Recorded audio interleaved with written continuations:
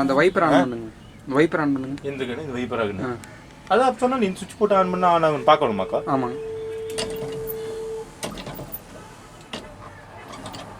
காரில் இருந்தால் போட்டால் ஸ்க்ராட்ச் ஆகிரும் கண்ணாடி, இதெல்லாம் போட்டால் ஸ்க்ராட்ச் ஆகுது. அட தம்பி நான் அது திட்டுறது உண்மைதான். காரில் வந்து போடக்கூடாது. இதில் நீ நீ கேட்டதால தானே ஓட்ட ப்ரிப்பேர் பண்ண இந்த கேள்வி கேட்டு நம்மளை வம்பளை மாட்டி விடுற. அப்புறம் தம்பி இங்கே வருவா இந்த வாய்ப்பு இருக்காங்க நான் சொல்கிறேன்.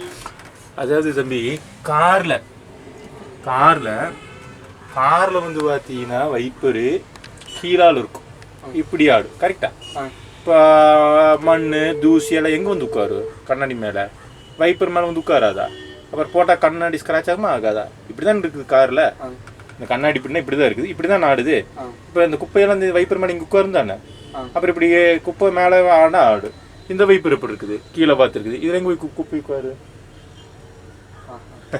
இது வந்து நிறைய கன்வென்ஷனல் இருக்குது, ஸ்வைப் இருக்குது, ரிவர்ஸ் ஸ்வைப் இருக்குது, பட்டர்ஃப்ளை ஆங்கிள் இருக்குது, நிறைய இருக்குது. இது மாதிரி கீழே இப்படி இருக்கும். ஒரு சில வண்டிக்கு கீழே இப்படி ஆடும், ஒரு சில வண்டிக்கு மேலே இப்படி இருக்கும். அப்புறம் பட்டர்ஃப்ளை இப்போ டிஎன்எஸ்டிசி பஸ்ஸில் பார்த்தீங்கன்னா 2 இருக்கும்.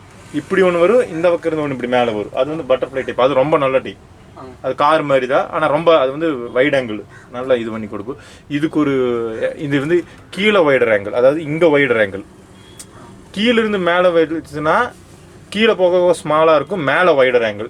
இது மேலே கம்மியாக இருக்கும் ரேடியஸ். மேலே வந்து இவ்வளோ தான் க்ளீன் ஆகும். சரியா? கீழே எவ்வளோ தூரம் வருது தெரியுதா? இவ்வளோ தூரம் கீழே வரும், மேலே கம்மியாக இருக்கும். நம்மளுக்கு இந்த ரோடு இந்த இடத்த தான் முக்கியம் இல்லையா? இந்த இடம் முக்கியங்கிறனால இந்த கண்ணாடிக்கு இந்த வைப்பர் சிஸ்டம் தான் பெஸ்ட். அதை பற்றி தனியாக ஒரு வீடியோவில் பார்ப்பா.